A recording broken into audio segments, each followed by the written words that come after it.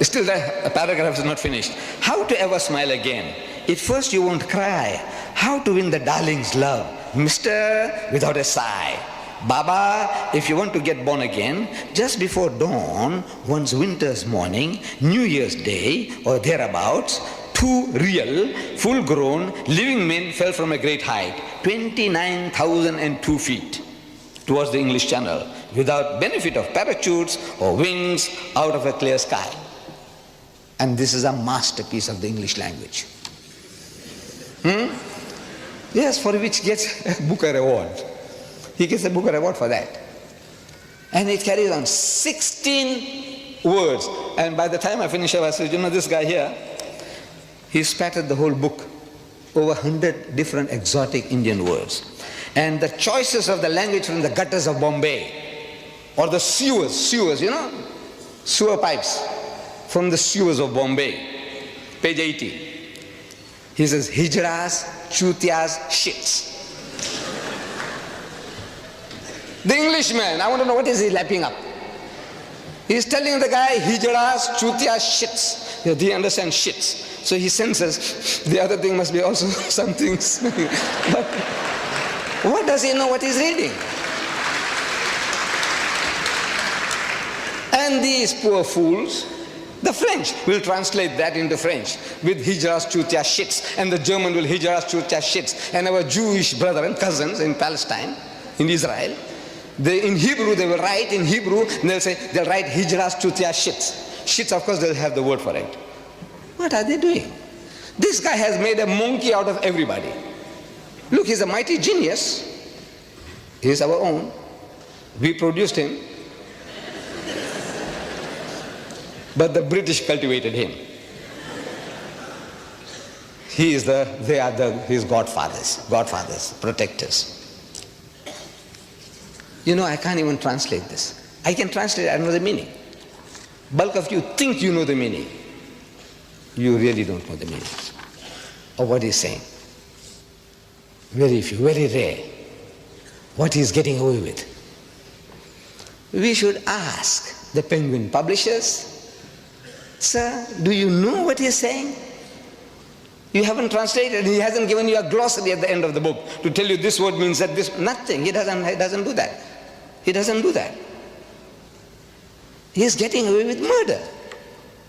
But nobody showed it to our fellow countrymen. So look, this guy is making a monkey out of you, sir. Look what he's doing to you. We must ask the Josephine Pauline Thompson of the General Secretary of the PEN, you know, the society of all these essayists and editors and writers and playwrights and all that kind of thing. They have a society called PEN, acronym for all these things. Michael Foote and the Booker Prize Committee. Ask them, what is this? For which you paid this guy $800,000 or pounds, I don't know whether it's dollar or pound, but it's 800,000 all right, as advance money. He said, this shit, don't give another printer. We will have this, we will eat this. That's what they did, advance money. He said, look, this is for us, reserve it for us. He's made monkeys out of everybody. And he got money in the process. He's our product, he's a mighty genius. Now, if you say that the British are insensitive, I say, no, you're wrong. They're not insensitive. I'm reading in my country, call for ban in our local newspaper.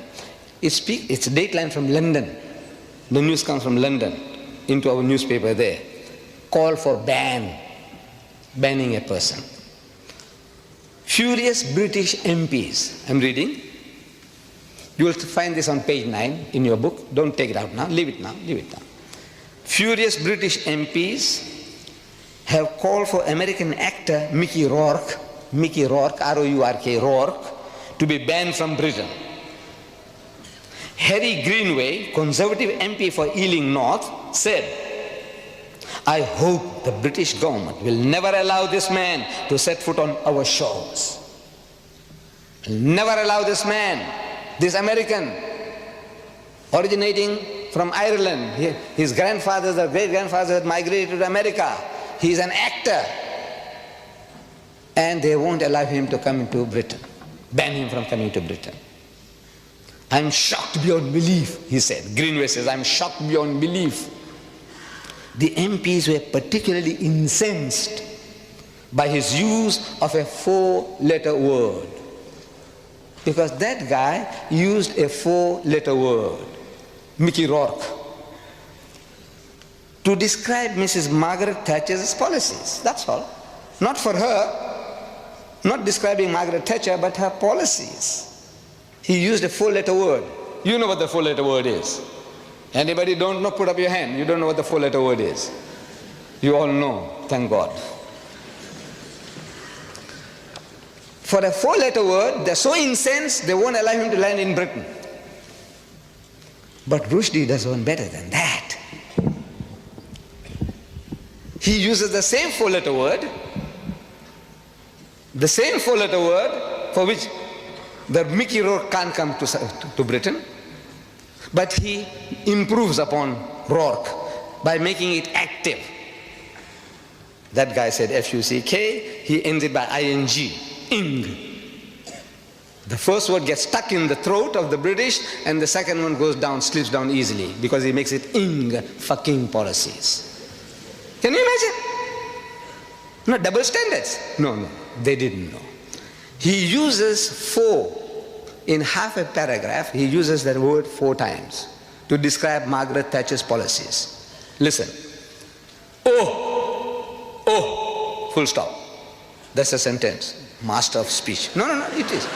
Look, the shorter the sentence, look, they tell us, in language writing, if you can, full stop. That's a masterpiece. It is. If you know about writing, you'll agree. No, that's a master. Full stop. She's radical, all right. Talking about Margaret Thatcher. She's radical, all right. What she can fucking achieve is literally ... I'm only quoting direct quotation. Direct quotation. I'm not going to add any words of my own. Because I told you in my book here, it's unexpurgated. I don't interfere, I don't improve, I don't try to add or delete or soften, nothing. These quotations are unexpurgated as they are in his book. You can check it up. And if you find that I'm pulling a fast one on you, every mistake you take out, £100 for you. He said, no, he didn't say that, 100 pounds at a time. Find out. Any typographical error will be accepted. But a misquotation, £100 for you, for every mistake you find. Check it up with his satanic verses.